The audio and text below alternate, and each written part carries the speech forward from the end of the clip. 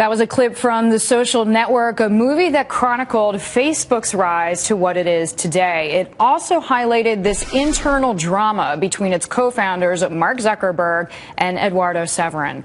Dysfunction like that is fairly common, and the feud between Snapchat's co-founders shows it.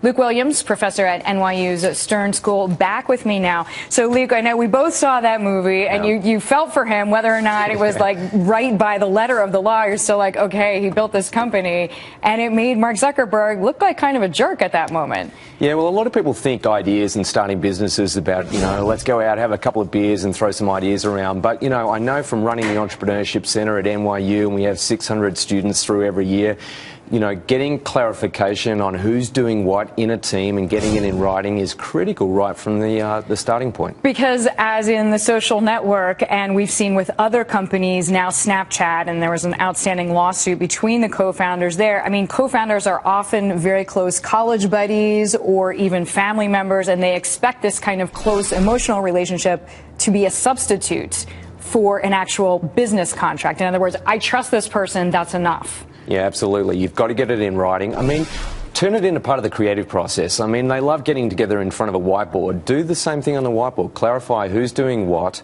roles and responsibilities, and key objectives. The other thing that you've got to talk about is provisions. So if somebody can't do their job, what are the follow-up steps? Like, who can they bring in to replace them? But all that has to be in writing. Which, as you rightly point out, was very much this Snapchat case. The jilted, I guess I'll call him, co-founder Reggie Brown, everybody else part of the group, Evan Spiegel, who is now the CEO of Snapchat, saying, like, listen, his work just didn't measure up to get Snapchat to the next level. Right, but he had the original idea. So when I look at that, and really Snapchat is about the original idea, I would have been peeved as well if I'd come up with that idea. So it just says, if you've got an idea, get that down in writing, even if it's an email. Otherwise, these things always dissolve into he said, she said discussions. So if the idea is in writing, at least you can claim some ownership of it at some point. How much time do you spend counseling students on this? Oh, it happens all the time. It happens ridiculously early, like before they even get started.